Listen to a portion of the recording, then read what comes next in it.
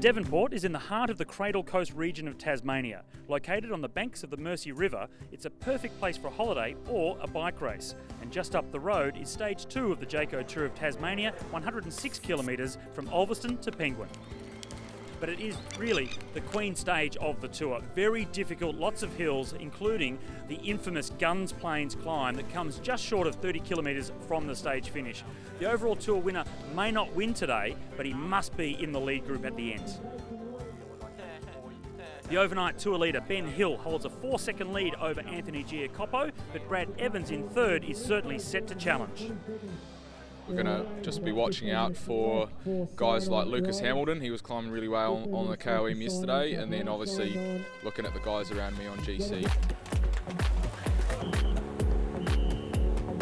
It only took 5 kilometres into the stage before a small group went off the front. It eventually became 5 riders strong. On the hilly course, as they got to kilometre 16, Michael Schweitzer went on alone as the other 4 riders were caught by the main field.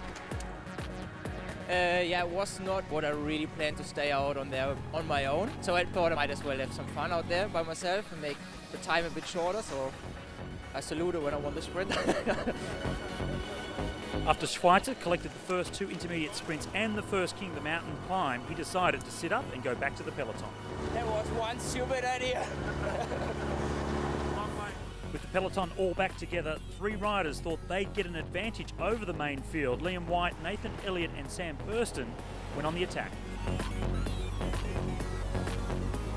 As the peloton descended towards the foot of the Guns Plains climb, the 3 riders out in front had a gap of 1 minute. It was a very stop-start. The pace was on, the pace was off. It was sort of a real stop-start race until that main climb of the day. Almost as soon as they came onto the climb, the gap started to evaporate, and it was Lucas Hamilton and Mark O'Brien attacking from the main field. I sort of went from the bottom with a group of 3 at the top, and on the last steep bit, we caught the 3 remaining breakaway riders, and I sort of just rode my own tempo to the top. I wanted the 3-second bonus at the top. With Hamilton forcing the tempo on the front, tour leader Ben Hill was starting to struggle behind. He had his teammate Keegan Girdleston there to try and help him over the top of the hill. Just ride it in yourself, you tell me what to do. Marco just rode his own tempo as well, just held a good steady gap, and then over the top I sort of, we both sort of got together and talked about what we were going to do, and then went ahead with our plan coming into the run into the finish. The 2 leaders worked well together, but they couldn't stretch the lead to more than 25 seconds as the chasing group were mowing them down. There's a couple of teams had good representation too. Saddle S Giant and Avanti actually chased down as well, so came back together.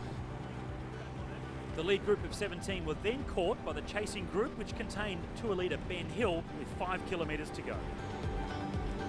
Ben Hill and a few of his teammates got back on. So we were swamped a wee bit there, and I was a wee bit concerned about that, but I was sure they'd done a lot of work to get back on, so I still backed myself for the sprint. As they came around the final turn, Robbie Hucker from Cat's Veg was doing the lead out, and in the sprint to the line, Joe Cooper came over the top of Hucker to finish second, but it was Brad Evans, Hucker's teammate, that came away with the stage win. Who is going to take it out? Brad Evans from Cat's Veg, Joe Cooper in second. I managed to hook up with Robbie here just in the last finish, and Robbie gave me a great lead out and just took it on the inside and powered away. It was another Subaru National Road Series stage victory to Brad Evans ahead of Joe Cooper and Evans' teammate Robbie Hucker. African Wildlife Safari's German sprinter Michael Schweitzer's solo performance on the stage claimed him the sprinter's jersey. A great climbing performance from Lucas Hamilton from the VIS Jayco Apollo team sees him now in the King of the Mountains jersey. After picking up bonus seconds on the stage finish, Brad Evans is now the new race leader.